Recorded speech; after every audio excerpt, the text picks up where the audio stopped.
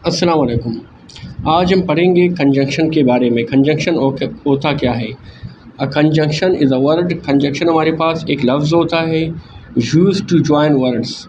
क्या करते हैं, इसको हम इस्तेमाल करते हैं दो लफ्ज़ को मिलाने के लिए, फ्रेजेस को मिलाने के लिए या सेंटेंसेस को मिलाने के लिए, उनको इकट्ठा करके। जब दो सेंटेंसेस हो, ठीक है ना, फ्रेजेस हो, वर्ड्स हो, ठीक है ना, उनको हम इकट्ठा करने के लिए इस्तेमाल करते हैं ताकि वो क्लियर मीनिंग दे सके, ठीक है ना।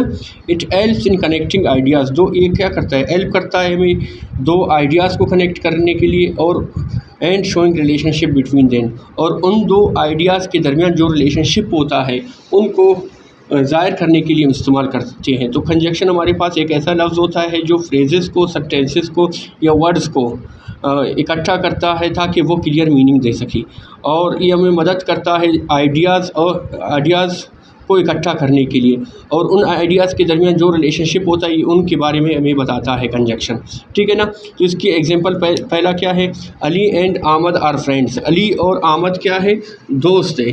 तो एंड यहाँ पर मेरा क्या हो गया, कंजंक्शन हो गया। इसके बाद she is tired but she is working. वो थकी हुई है लेकिन वो मेहनत कर रही है। तो यहाँ पर बट मेरा क्या हो गया, कंजंक्शन हो गया। आई विल कॉल यू, मैं आपको कॉल करूँगा। व्हेन आई रीच होम, जब मैं घर पहुँचूँगा। यहाँ पे देखें अली और अहमद का जो रिलेशनशिप है फ्रेंड्स का, वो क्या ज़ाहिर कर रहा है, एंड ज़ाहिर कर रहा है। तो ये एंड हमारा क्या हो गया, कंजंक्शन हो गया। शी इज़ टायर्ड, वो थकी हुई है लेकिन वो मेहनत कर रही है, बस वो काम कर रही है।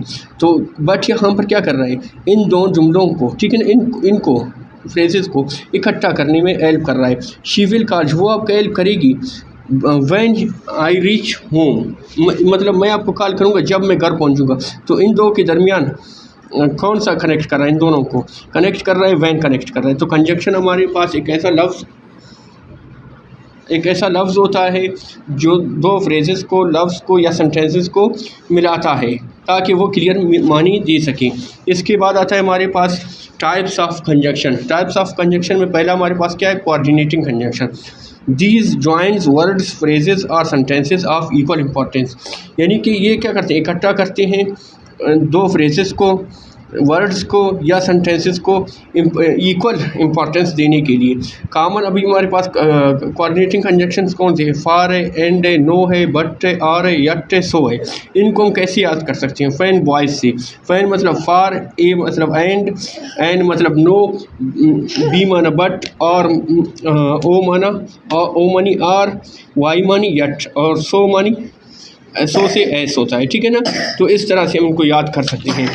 फिर इसके एग्जांपल क्या होते हैं, E is tall and strong, वो लंबा और ताकतवर है। तो यहाँ पर एंड मिला रहा है, ठीक है ना, इन दोनों को, टॉल और स्ट्रांग को क्या मिला रहा है, एंड मिला रहा है। और एंड हमारा क्या है, कंजंक्शन है।